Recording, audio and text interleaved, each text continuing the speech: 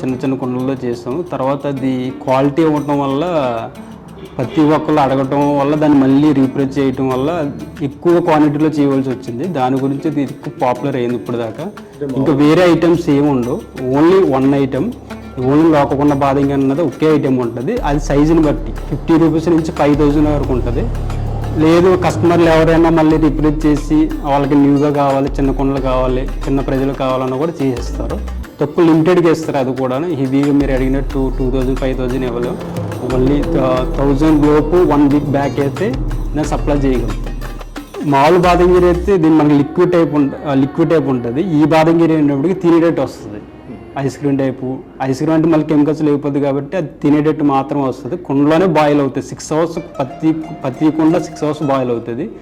ఏదైతే 6 hours boil అయ్యిందో ఆ దాంట్లో ఉన్న ఆర్గానిక్ ఏదైతే ఉందో అందులో టేస్ట్ వస్తుంది తప్ప మేము బయటగా ఇంక్రీజ్ చేసేది ఏమీ ఉండదు.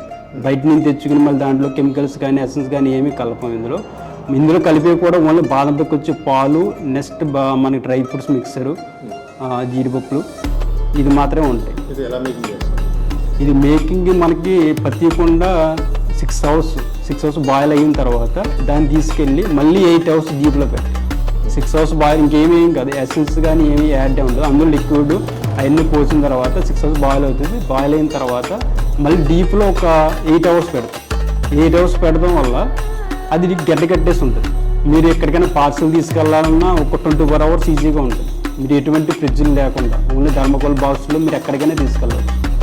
ఎటువంటి పాడవటం కానీ ఇరిగిపోవటం కానీ అట్లాంటి అన్ని ప్రాంతాలు మనకి ఇప్పుడు హైదరాబాద్ మాకు అంతర్వేది దగ్గర ఉండడం వల్ల ఆ టెంపుల్కి వచ్చే వాళ్ళు ప్రతి ఒక్కరు ఆగి తినేసి వెళ్తారు కంపల్సరీ.